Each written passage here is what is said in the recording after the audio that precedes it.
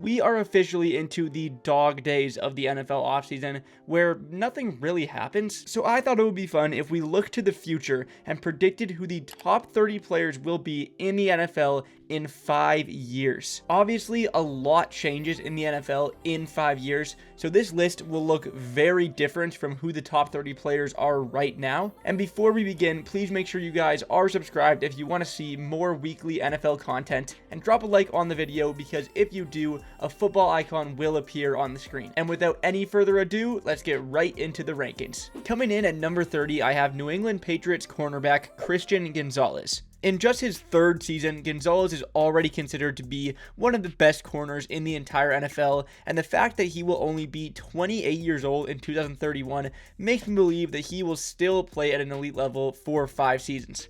There's no debate that right now Gonzo is one of the best corners in the entire NFL. We all saw what he did in the playoffs for the Patriots. He was locking down JSN in the Super Bowl. He's already been named to an All-Pro team, and I expect more of that over the years for Gonzalez. And at just 28 years old, he shouldn't be too far out of his prime. Coming in at number 29, I have Detroit Lions linebacker Jack Campbell. Campbell has got to be one of the most underrated players in the entire NFL right now. Last season, he had an overall PFF grade of 90.2 with a run defense grade of 93.0, which ranked first in the entire NFL among linebackers.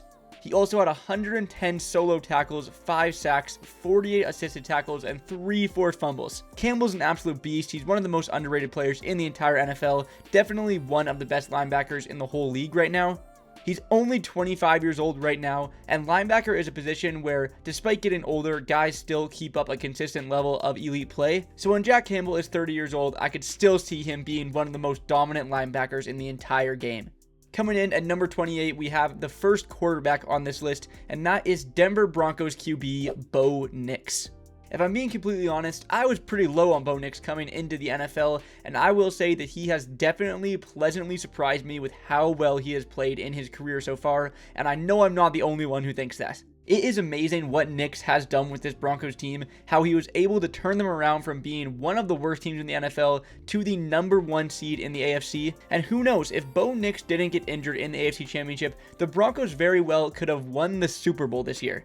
In 2031, Bo Nix will only be 31 years old, and 31 for a quarterback is practically an infant still. Quarterbacks usually play good until their mid-30s. So if Bo Nix is this good already, I can only imagine what is to come in the next 5 seasons. At number 27, I have Los Angeles Rams wide receiver Puka Nacua. After a dominant year in 2025, there's a real case to be made that Puka is the best receiver in the entire NFL right now. As a 5th round pick, he truly came out of nowhere. Last season, he had 1,715 yards and 10 touchdowns. Those kind of numbers for a 5th round pick are unheard of. Although in 5 years, it won't be Matthew Stafford throwing Puka the ball, it will probably be Ty Simpson. That doesn't change the fact that Puka will only be 29 years old, which for receivers isn't that old. And as long as he can stay out of those off-the-field controversies, Puka should continue to dominate the league for years to come. Coming in at number 26, I have the first player who is not actually in the NFL yet on this list, and that is Miami running back Mark Fletcher Jr. To those of you who don't know who Fletcher is, which might be a lot of you, all I want you to do is go turn on his highlights for the college football playoffs this season. I mean, that was enough to convince me that this guy will be an absolute stud in the NFL one day. Fletcher is projected to be one of the top running backs off the board in the 2027 NFL draft for understandable reasons. He is my number 1 running back in the class, and I think once he makes the league, he will make a strong impact for whatever team drafts him, similar to Jahmyr Gibbs and Bijan Robinson right when they got to the NFL. Obviously, the shelf life for running back is very short in the NFL, so new ones come and go all the time.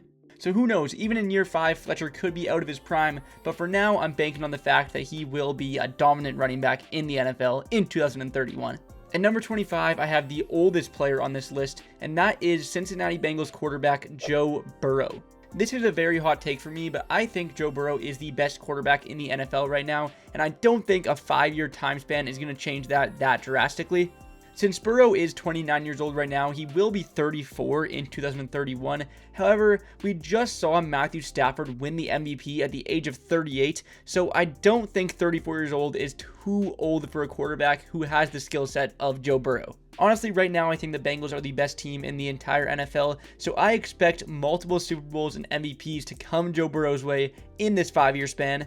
And if Joe Burrow does stay healthy, which is a huge if, then I think he will retire as one of the greatest quarterbacks to ever do it. Coming in at number 24, I have New York Giants wide receiver Malik Nabers. Since Nabers tore his ACL early on in 2025, we've only really seen one elite season from him, but that was his rookie year, which gives me a lot of hope that he will be one of the best receivers in the NFL for years to come.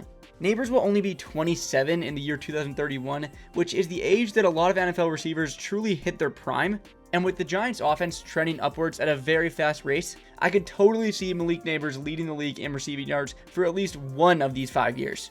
In his rookie year, he showed he has the potential to be a truly great wide receiver in this league, and I think now that he has a competent head coach and quarterback, he will solidify himself as a top 5 receiver in the entire NFL, and so far it's only looking up for Malik Nabers. At number 23, I have the first tight end on this list, and that is Arizona Cardinals tight end Trey McBride. If you were to say that Trey McBride is the best tight end in the entire NFL, I don't think anyone would disagree with you. Last season, he had a whopping 126 catches, 1,239 yards, and 11 touchdowns, which ranked first in every single stat among tight ends. This guy's a beast. There's no other way around it. He is by far the best tight end in the NFL right now, and I think he will be for years to come. And let's keep in mind that he was doing this with Jacoby Brissett throwing him the ball, so I can only imagine what will happen when Arizona gets a real quarterback in the backfield. Although he will be 31 years old, that is not that old for a tight end, as we see with guys like Travis Kelce and Rob Gronkowski, who still continue to play at high levels at their old ages. So I think it's a safe bet to put McBride here at the number 23 spot. At number 22, I have another player from the 2027 NFL draft class, and that is Texas defensive end Colin Simmons. Although he might be a little bit undersized, Simmons is an absolute athletic freak of nature. Since he stepped foot on the field at Texas, he has absolutely dominated the SEC, posting 21 sacks in the 2 years that he has played there. He has been one of the most dominant players in all of college football over the last 2 years, and is projected to be a top 10 pick in the loaded 2027 draft class. There's no question that if he was eligible for the 2026 draft, he would have gone second overall, and I expect him to make an immediate impact for whatever team ends up drafting him. There still is an entire season of college football to be played before Simmons gets drafted, but based off what I've seen, I don't think it's ridiculous to say that he will be a difference maker in the NFL. Next up, we have yet another player from the 2027 NFL draft class, and that is Notre Dame cornerback Leonard Moore. Moore is the best corner prospect that we have seen in the last 5 seasons. I would probably say that he is the best corner we've seen since Jeff Okudah, but here's hoping that Moore's career turns out better than Okudah's has so far. He is definitely what I would describe as a blue chip can't miss prospect, and whatever team drafts him will be getting an immediate cornerstone to their secondary. Just like Simmons, he is projected to be a top 10 pick next year, and I don't think it will take long for Moore to make a serious impression in the NFL. Next up at number 20, we have Seahawks safety Nick Emanwari. Emanwari has only played 1 season in the NFL, but is already a top 5 safety. He was an absolute beast last year, coming in second in Defensive Rookie of the Year voting, only behind Carson Schlesinger, and there's a serious argument to be made that if he didn't miss any time, he actually would have won the award. With how good he was in his rookie season behind Mike McDonald, I can only imagine what they're going to achieve over the next 5 seasons. Emanwari is looking like a true diamond in the rough in the second round of the draft, and is living proof that the narrative that safety shouldn't be drafted high needs to end. I really look forward to seeing how he can contribute to that elite Seahawks defense over the next couple of seasons. Coming in at number 19, I have the first offensive lineman on this list, and that is Chicago Bears offensive tackle Darnell Wright. I was very high on Wright going into the 2023 NFL draft, and so far he has not disappointed.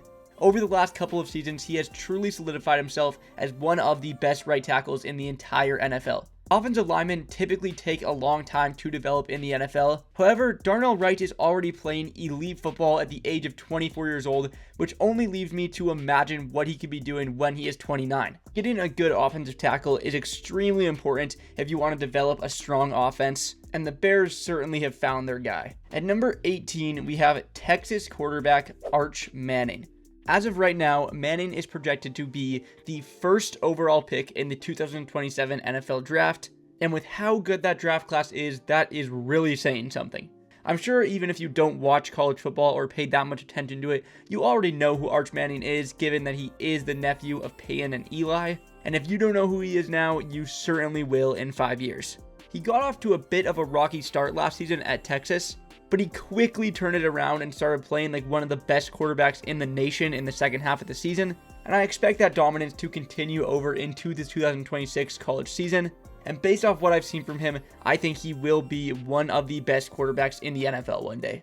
At number 17, I have Las Vegas Raiders tight end Brock Bowers. Although Bowers definitely had a disappointing performance in 2025 compared to his rookie year, injuries really slowed him down, and I think if he were to play the full season, he would have put up very good numbers. I mean, we cannot forget how good he was in his rookie season. And now that Kirk Cousins and Fernando Mendoza are the quarterbacks in Las Vegas, I think Bowers will be getting a lot more targets. And with Clint Kubiak becoming the head coach of this team, I only see the Raiders offense trending upwards, and I expect Bowers to be heavily involved in Kubiak's game plan. Bowers is only 23 years old right now, so he'll be 28 in 2031, which is still pretty young for a tight end, and unless something crazy happens, I really don't see Brock Bowers slowing down anytime soon. Coming in at number 16, I have Atlanta Falcons running back Bijan Robinson. This one might be a little bit too high to put Bijan, considering he will be in his 8th season in 2031, but recently we have seen players like Derrick Henry and Saquon Barkley to continue to dominate even into their age 29-30 seasons, and Bijan will only be 29 years old in 2031, so I don't think it's really far-fetched to say that his prime will be completely over. And honestly, I don't even think Bijan's prime has started yet. I still think his best years are to come soon, which is a pretty crazy statement given how good he was last year. But Bijan is a generational talent at the running back position in my opinion. And now with a new head coach and potentially a new quarterback, I look forward to seeing what Bijan can do in this new offense.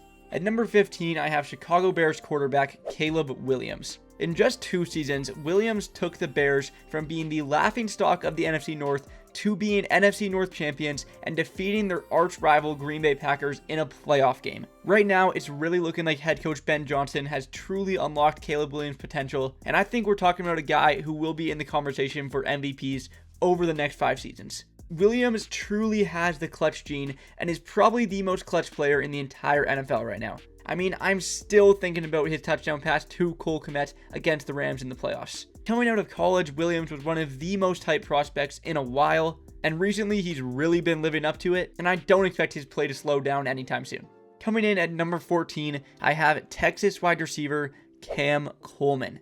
This offseason, Coleman transferred from Auburn to Texas and is looking to go very high in the 2027 NFL Draft. Coleman is definitely one of the best receiver prospects that we have seen in years. I think I would put him in the same tier as Jamar Chase coming out of college.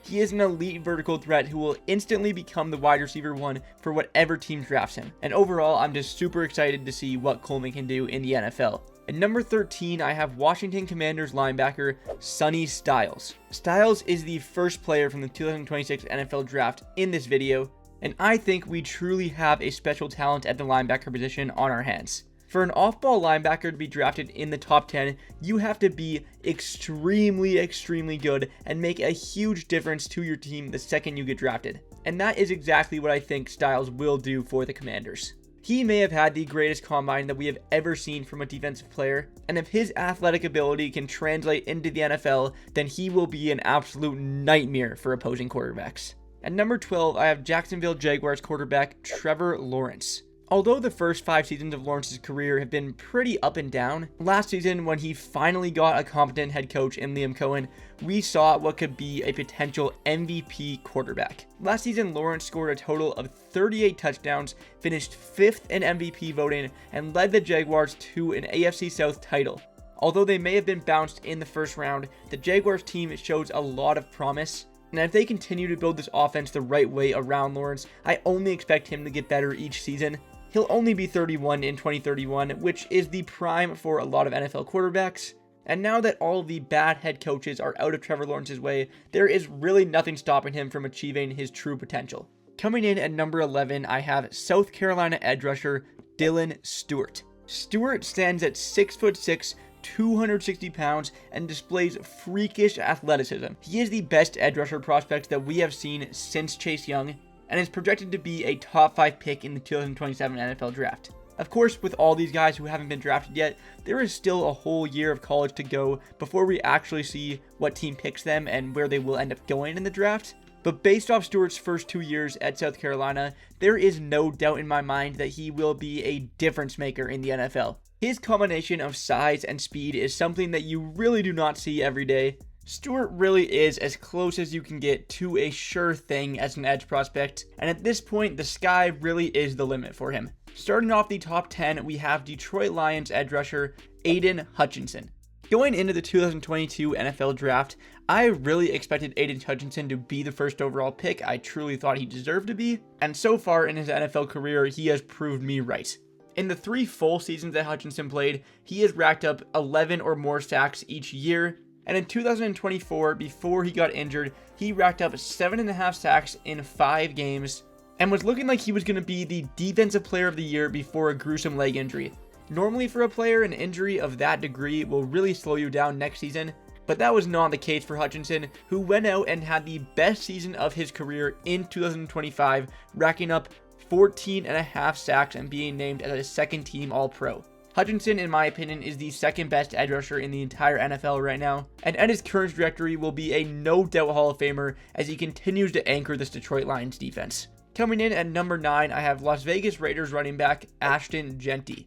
Although some people may have viewed Jeanty's rookie year as a disappointment compared to how hyped he was coming out of college, but honestly, I don't see over 1,000 all-purpose yards and 10 touchdowns behind a terrible offensive line as a bad season for a rookie running back.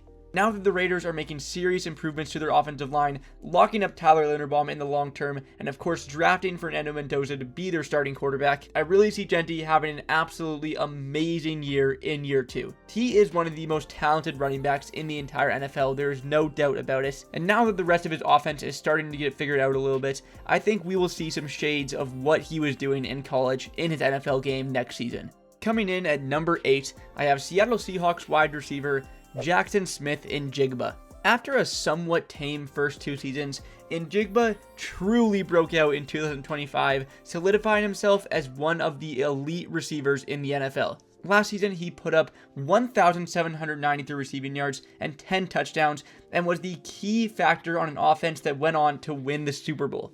He's also only 24 years old right now, so this dominance should continue over the next 5 seasons. And as of right now, that Seahawks offense doesn't really have any other mouths to feed, so I expect Njigba to be getting a lot of the workload again over the next couple of years.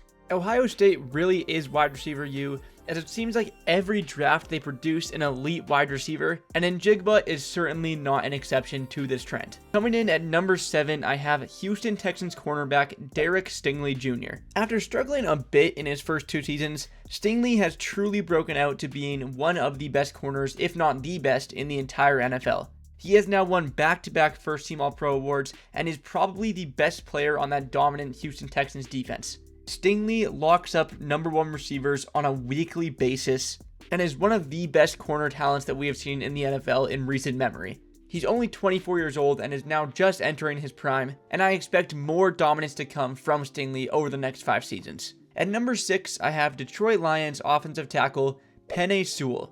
At this point, I don't think there's any debate that Sewell is the best offensive lineman in the entire NFL. Ever since coming out of Oregon, he has made his presence felt on opposing edge rushers, acting as an immovable object to protect his quarterback Jared Goff. Offensive linemen have very long shelf lives in the NFL, so by age 30, I do not think that Sewell will have slowed down one bit. At his current trajectory, Sewell very well may go down as one of the best offensive tackles in the history of the NFL, and at this point, if you don't consider him as one of the best overall players in the NFL, then you really just don't know ball. Coming in at number 5, I have New England Patriots quarterback Drake May. Drake May. There is not a lot to say about Drake May that has not already been said. I mean, the guy just carried a terrible Patriot squad to the Super Bowl, finished second in MVP voting, and was named as an All-Pro at just 23 years old. I love Drake May, you love Drake May, we all love Drake May.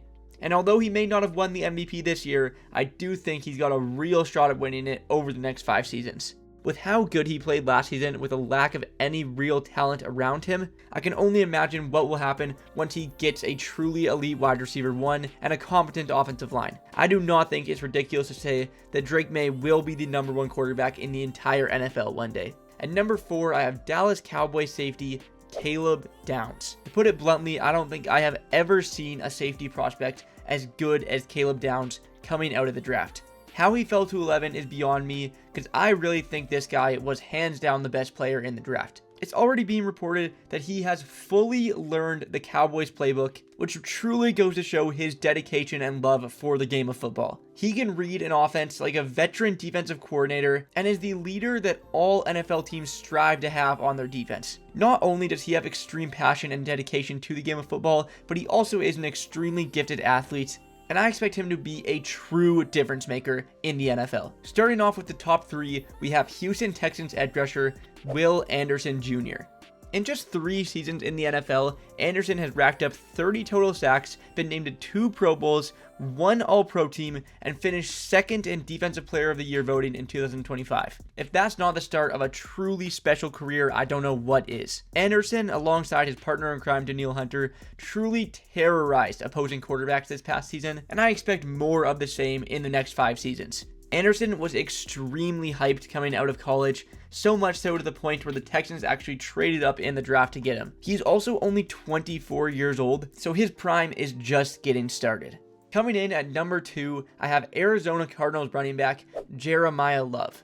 Now, I know most of the comments are probably going to be about this selection, but I think Love is the best running back prospect that I have ever seen. I mean, the guy is simply untackleable. Watch that 1 touchdown he had against Penn State and tell me I'm wrong. There's a reason that a team who had the 3rd overall pick and a very crowded running back room took a chance on this guy. He is a can't miss prospect, and I don't think it will take much time for him to solidify himself as the best running back in football. We've seen running backs like Saquon Barkley, Bijan Robinson, and Jahmyr Gibbs come into the NFL and make an immediate impact, and I don't think Jeremiah Love will be any different. Although his first year may be a disappointment due to how crowded that Arizona Cardinals running back room is right now, it won't be long before he assumes the starting role and all of his competition is shipped away to other teams.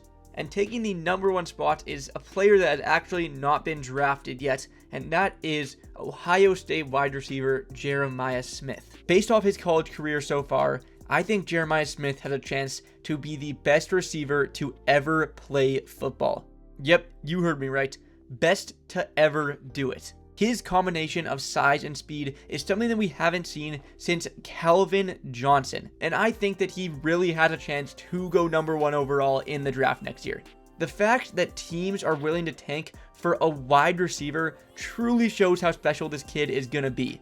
In order to be great in the NFL, you have to want to be great, and Smith has undying dedication to the game of football. We'll have to see what happens in the 2026 college season, but I don't think anything will change, and I still see him going no later than number 2 in the draft. He's one of those players that has the potential to be the best receiver in the entire NFL in just his rookie season, and I really don't see a world where he's not at least a top 5 receiver in the NFL. And that will do it for the rankings. If you guys enjoyed the video, please make sure to leave a like and subscribe. I also want to give a huge shout out to SROS, or Matthew Geist, who does this video but for NBA players, who gave me the inspiration to actually make this video. He's one of my biggest inspirations in creating this YouTube channel, and I highly recommend you guys all go check him out. I appreciate you guys for making it all the way to the end of the video, and as always, thank you for watching.